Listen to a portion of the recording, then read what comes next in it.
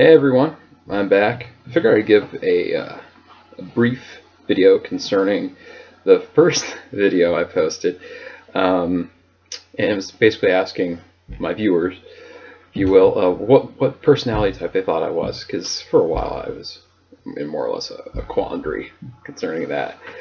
Split three ways: INTP, ENTP, or INFJ, and the responses I got from people were interesting.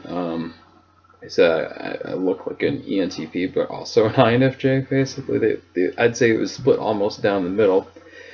And I wasn't aware. And if you look on Visionary Lust's channel, he does have a very interesting video concerning the common cognitive functions that are exhibited by ENTP and INFJ, and how these two types, while superficially considered very unalike, are actually quite alike.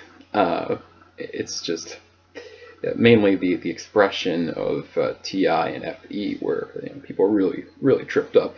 And intuition, I'll talk more about that later, is generally considered something that's done unconsciously. So you really don't go about your day. I mean, you catch yourself displaying intuition, but it's not something that you consciously implement, really. First two functions, really, I mean, you do them automatically. That's why they're your primary functions. But I'll definitely go over that later. So let's start as to why of the two, and for a while this is actually kind of a tough decision. Of the two, I did consider INFJ to be the more accurate description of who I was, and half the reason why I'm posting this video, as it turns out, I mean, I'm not the only one in the sort of, I guess, MBTI community, or even those vaguely familiar with the test would in some way become confused as to what they are concerning these two personality types. So here's why I came to that conclusion. Hopefully it will be helpful to those who are still questioning theirs. It's slightly important. It does open up new doors, but obviously I'd like to continue with the qualifier that MBTI isn't everything. Keep that in mind as you go through life. I'd say your spiritual welfare is far more important than 4 letters applied to your cognitive being. But anyway, I'm posting this because I have nothing better to talk about at midnight. So let's begin, shall we? Going by well, first of all, the type descriptions in the ENTPs I know. Like I said, I could relate to them in some ways. Their personality, I love the ENTP personality, how they're constantly, it's like a Monty Python sort of thing, shifting perspectives and making very interesting observations about the world that often just warp reality entirely. Love the ENTP's sense of humor, and I can replicate it to some degree. I do often think laterally, but is that my baseline, as it were? No.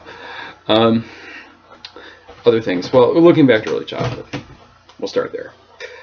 I was, as a kid, very empathetic, and I know that ENTPs can, due to the common FE function here, can recognize and visual cues and read people quite well, but I would say it's expressed differently. For an INFJ, I'll give you my example. Okay, as I was 2 years old at the time, this was told to me, I'd say about a year ago or something.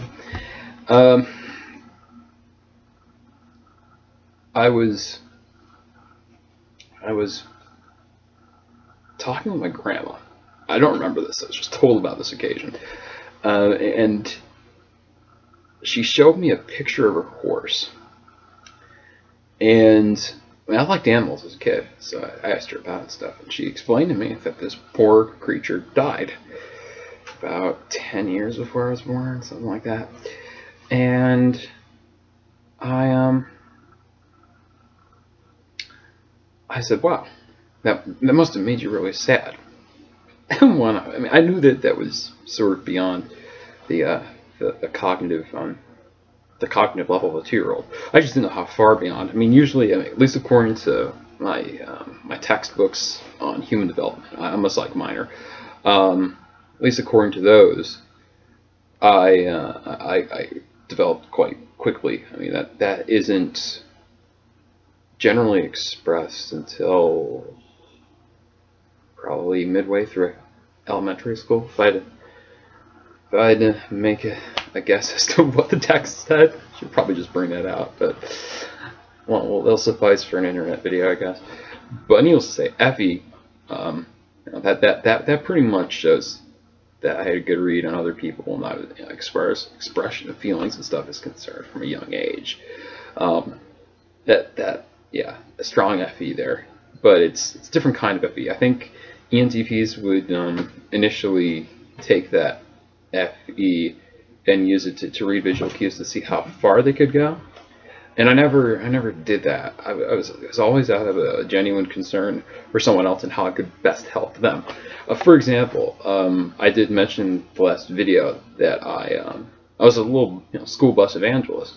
I would often try to explain the gospel to my friends on the bus at like age 6 probably. So yeah. And it wasn't out of, I would say, a desire to. I knew it was my calling as a Christian, but my primary motivation though was to help my friends out, and that continued for a long time.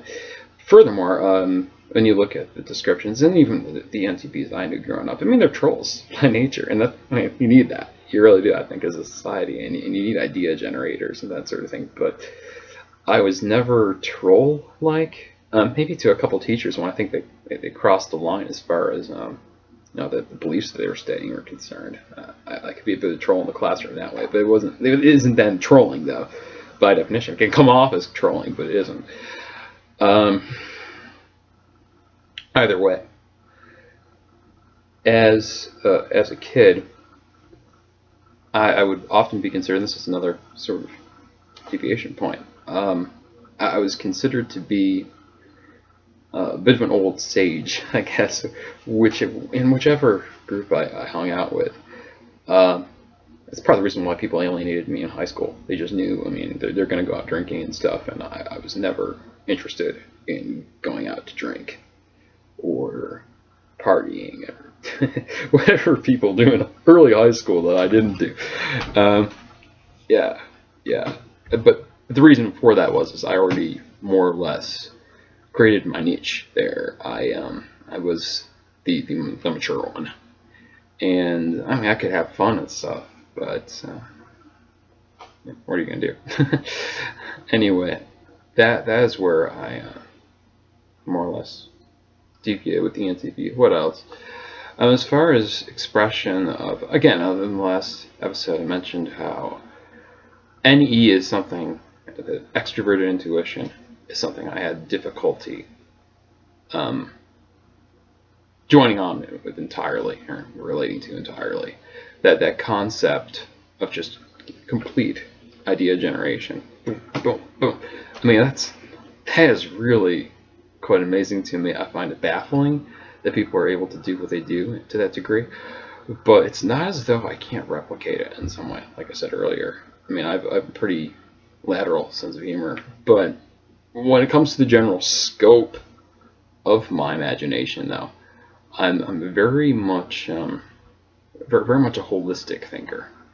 To me, there's a common thread through everything. I think I say that in all my videos, and my evaluations of different subjects and events in life often try and correlate to that and try to figure out how it fits in the big picture. It's always a question of seeing things from different angles to me, but I would always see the bigger picture in different angles, if that makes any sense.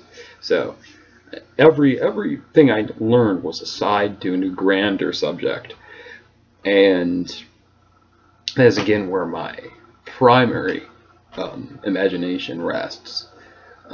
Even if you, I mean, I don't think any of you will read my fictional writings, but I do write extensively when it comes to sci-fi and stuff, and I'm less the sort of weird science kind of guy, and much more the where is humanity heading as a whole, and this is the direction I foresee, that sort of thing. That's NI, and again, it's not something you can really, and this is why I had difficulty deciding between the two functions for a long time. They are not functions that really, you don't really consciously use them. I mean, that's why they're intuitive functions. So there you go to that end. What else? What else? Again, I know that ENTPs, they're generally pretty driven with what they do, but there's always been a certain J quality to me. That said, though, there's a mixture going on there. If only you could see the floor underneath me. It's not like books stacked up and such. The most organized person on planet Earth, at least not as organized as I should be. Questioning identity, that sort of thing. I'm doing that quite a bit, and it's usually, like I said, it's not in relation to how I interact with others and what my beliefs are. I have a pretty good handle on how I relate to the rest of the world, but definitely when it comes to stuff like this, I mean, MBTI quandaries and stuff, I can see things from many different angles, and often those subjects are here, and sometimes I just think I would be I guess the worst judge of who I am sometimes, in a strange way. The struggle with identity. I mean, ENTPs, I could see them dealing with that too, though, given the nature of the thinking function combined with the intuition and the perceiving function. It would just sort of leave room to internal questioning. That said, though, I don't see that. Well, theoretically, that's true. I don't see that very much in the ENTPs I know. They generally express themselves in a different fashion. Okay, well, that's it. That's all I really wanted to say, because I'm sure that some of you wanted a more thorough answer. In fact, a more thorough answer was requested of me, so I hope I came to the plate and batted 1,000. Have a great night, everyone.